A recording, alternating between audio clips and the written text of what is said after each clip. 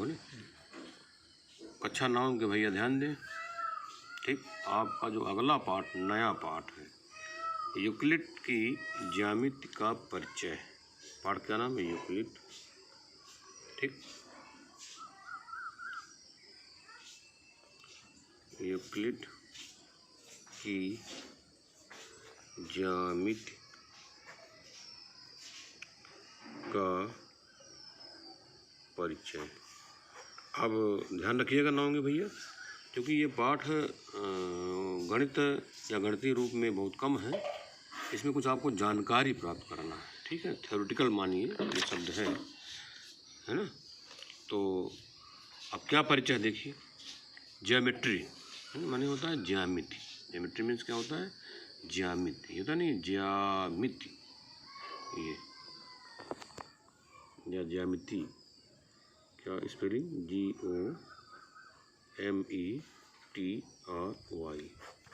ठीक है, अब ज्यामिति भी लिखा कहीं कहीं मिल जाएगा आपको, और यही आपका ज्यामिति भी कहीं कहीं मिलेगा। ठीक है, तो छोटी की मात्रा लगेगी कि बड़ी की मात्रा लगेगी, याद रहे ये देखो, है ना। जैसे ये नहीं लिखा है, हमने अभी लिखा था, तो इसमें कौन सा है? इसमें आपका यही सही है, ज्यामिति। ठीक, ज्योमेट्री माने क्या होती है? ज्यामिति।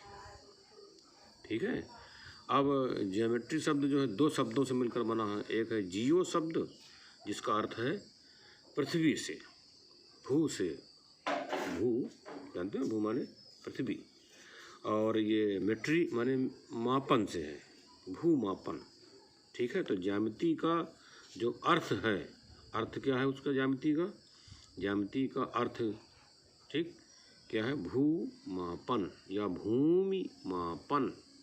ठीक है, भूमि मापन। ठीक है, सब लोग ध्यान रखिएगा। तो ज्यामिति का क्या अर्थ है? भूमि मापन। ठीक है, तो ये बहुत पहले है ना, या अब भी आप समझ रहे हो कि भाई भूमि तो या ज़मीन तो है ना, नापना ही पड़ता है, मापना ही पड़ता है। ठीक है, तो यूनान के एक गणितज्ञ थे जिनका नाम था यूक्लिड। तो यूक्लिड कौन थे? यूनान के गणितज्ञ, है ना, वैज्ञानिक होते आपके। तो यूनान के गणितज्ञ का नाम क्या था? यूक्लिड। ये ठीक है, स्पेलिंग है इसकी EUCLID। ठीक, यूक्लिड। तो यूनान के गणितज्ञ का क्या नाम है? यूक्लिड, है ना। तो इन्हीं को ज्यामिति का पिता भी कहा जाता है, ज्यामिति के पिता, फादर। ठीक है, फादर ऑफ ज्योमेट्री। ज्यामिति के पिता का नाम क्या है? यूक्लिड। तो ये आपको बिल्कुल याद रखना है कि ज्योमेट्री माने क्या होता है? ज्यामिति। ज्योमेट्री का अर्थ क्या होता है, या ज्यामिति का क्या अर्थ होता है? भूमि मापन, है ना। ये यूक्लिड कौन थे? यूनान के गणितज्ञ थे। ठीक, तो ज्यामिति का पिता किसे कहा जाता है, या ज्यामिति का पिता किसे कहा जाता है? Father of geometry. तो आप बताओगे यूक्लिड को कहा जाता है। ठीक है, अब इसके कुछ मूल सिद्धांत हैं। किसके सिद्धांत? ज्यामिति या ज्यामिति के मूल सिद्धांत। ठीक है, याद रहे सही भैया, अपने फेयर में इस पाठ का नाम लिख करके, ये जैसे हम लिख रहे हैं ये बात आपको लिखनी भी है। ठीक, तो और आपको याद भी रहनी चाहिए, क्योंकि छोटे छोटे प्रश्न हैं, पूछे जा सकते हैं। अब ज्यामिति के सिद्धांत क्या हैं? पहला है आपका अभिग्रहित। अभिग्रहित, ठीक है, अंग्रेजी है इसकी AXIOMS। अब अवग्रहित क्या है? ठीक, तो अवग्रहित को कैसे आप जानेंगे, कैसे किसी को बताएंगे? तो आप यही कह दें कि इसका मतलब होता है कल्पना, है ना। जैसे दिमाग में आप कोई कल्पना कर लेते हैं, विचार कर लेते हैं। ठीक है, अब कल्पना कर तो लिया, विचार कर तो लिया। ठीक, अब क्या विचार कर लिया? अब ऐसा कथन, क्या बताया हमने? ऐसा कथन आपने अपने मन में या अपने दिमाग में विचार कर लिया, जिसका उपयोग कहाँ होता है? गणित में होता है। ठीक है, और गणित में तो होता है, लेकिन इसका ज्यामिति में विशेष संबंध नहीं है।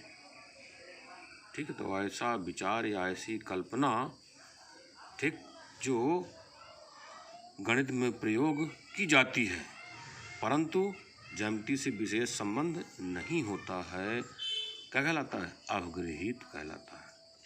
तो हमारी बात सुन लो, हमने क्या कहा? अवगृहित, है ना। अवगृहित किसे कहते हैं? अब आपसे कहा जाए कि इसको लिखो, तो इसको अपने फेयर में हेडिंग डाल करके अवगृहित, अंग्रेजी लिख देना, एक्सियोम लिख दिया है हमने, है ना। परिभाषा क्या लिखोगे ये हम आपको बोल दे रहे हैं। इसी वीडियो को आप देख करके अपनी कॉपी में सुन करके लिख लेना। क्या लिखोगे? ऐसी कल्पना, है ना, क्या लिखोगे? ऐसी कल्पना जो बिना सिद्ध किए हुए सही मान ली जाए।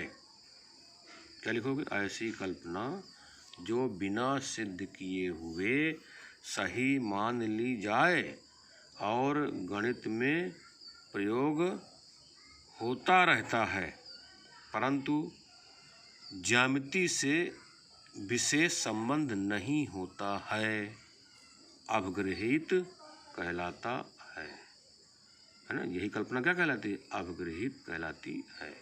तो क्या लिखोगे? ऐसी कल्पना जो बिना सिद्ध किए हुए सत्य मान ली जाती है और गणित में प्रयोग किया जाता है परंतु ज्यामिति से विशेष संबंध नहीं होता है, अवगृहित कहलाती है। ठीक है, अब जैसे, तो हमने देखो जो बोल दिया उसको तो आप लिख लीजिएगा अपने फेयर में। अब जैसे में लिख दे रहे हैं थोड़ा से कि बराबर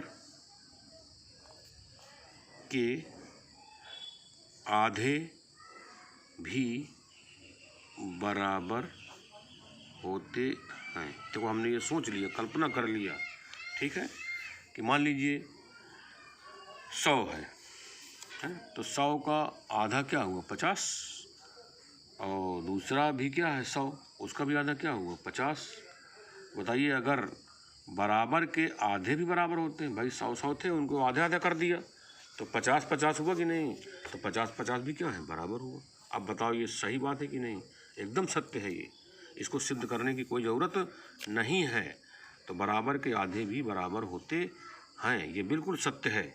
इसका उपयोग कहाँ होता है? गणित में होता है, परंतु इसका संबंध क्या विशेष रूप से ज्यामिति से है? नहीं है, गणित से है। और ये क्या है? कल्पना है। तो इसीलिए ये उदाहरण किसका है? अवगृहित का है। ठीक है, तो अवगृहित बात हमने आपको समझा दिया, जो बताया था उसको फेयर में लिख देना परिभाषा, और उदाहरण में ये लिख देना। ठीक, अब इसके बाद क्या हम पढ़ाएंगे आपको? अभिधारणाएं। क्या लिखेंगे? अभिधारणाएं।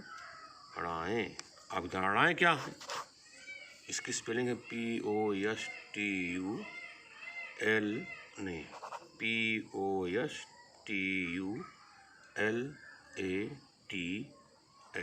है ना, पोस्टुलेट्स।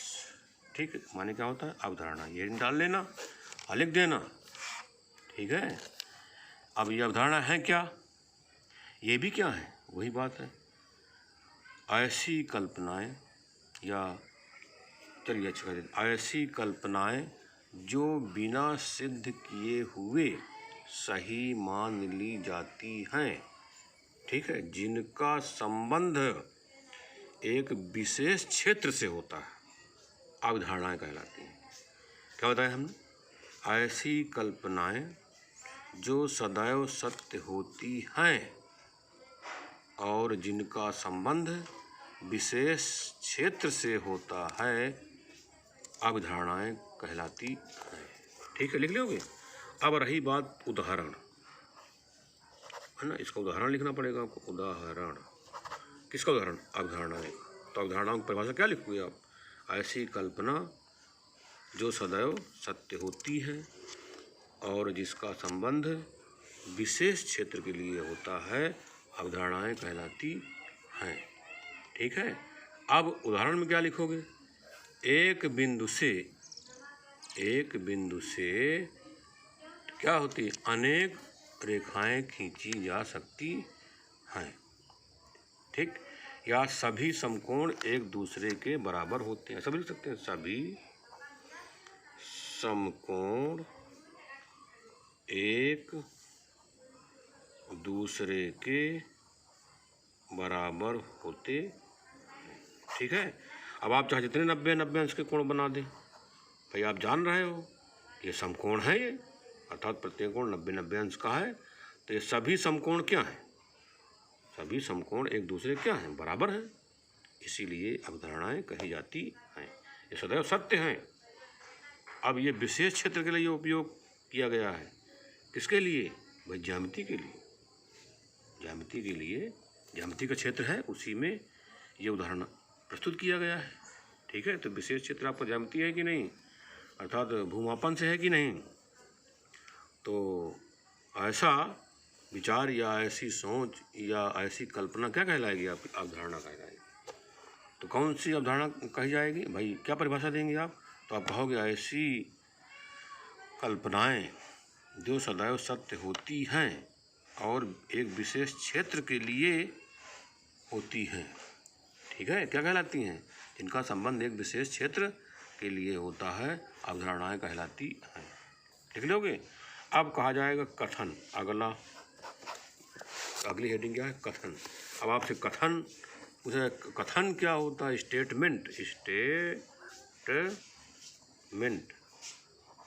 अब स्टेटमेंट क्या होता है, स्टेटमेंट क्या होता है भैया, अब स्टेटमेंट की परिभाषा बताना पड़ेगा हमको। तो अब लिख दीजिए, ऐसा वाक्य जो सत्य भी हो सकता है या असत्य भी हो सकता है, कथन कहलाता है। क्या लिखोगे, ऐसा वाक्य जो सत्य भी हो सकता है या असत्य भी हो सकता है, कथन कहलाता है, लिख लोगे। बात सुन लो हमारी, लिख लोगे नहीं लिख लो भाई, कथन आपका सही भी हो सकता है और गलत भी हो सकता है, भाई ये क्या है, एक वाक्य होना चाहिए बस। अब आपसे कहा जाए जैसे, आप लिख दीजिए, जैसे सूर्य पूर्व में उगता है, सूर्य पूर्व में उगता है, बताओ ये वाक्य है कि नहीं, और ये सत्य भी है, तो इसी वाक्य को क्या कहेंगे आप, कथन। तो कथन का उदाहरण क्या है, सूर्य पूर्व में उगता है, उदाहरण हो गया। कथन किसे कहते हैं, तो आप लिख दीजिए, ऐसा वाक्य जो सत्य या असत्य हो सकता है, कथन कहलाता है। बोलिए, बात समझ में आ गई। अब एक शब्द अभी मिलेगा, प्रमेय। अब गणित में आ गए भाई, प्रमेय किसे कहते हैं, ठीक है। तो आप कह सकते हैं, हम बहुत जल्दी लिख देते हैं, ऐसा कथन जो तर्क या रचना द्वारा सिद्ध किया जाए, प्रमेय कहलाता है। सब लोग ध्यान दीजिएगा। तो हम देखो लिखा है, ऐसा कथन जो तर्क या रचना, इसमें रचना शब्द नहीं रहेगा, अच्छा। तो आप कहोगे ऐसा कथन जो तर्क द्वारा सिद्ध किया जाए, प्रमेय कहलाता है, ठीक।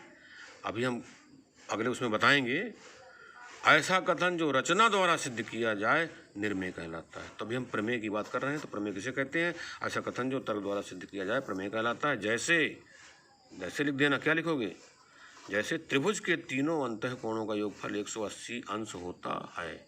जैसे हम क्या लिखोगे, त्रिभुज के तीनों अंतःकोणों का योगफल 180 अंश होता है, त्रिभुज के तीनों कोणों का योगफल 180 अंश होता है, ये लिख लोगे। तो कुल मिलाकर के आप देखिए, हमने 4 बातें आपको बताई, अभिग्रहित, अवधारणाएं, कथन, प्रमेय। इसके बाद फिर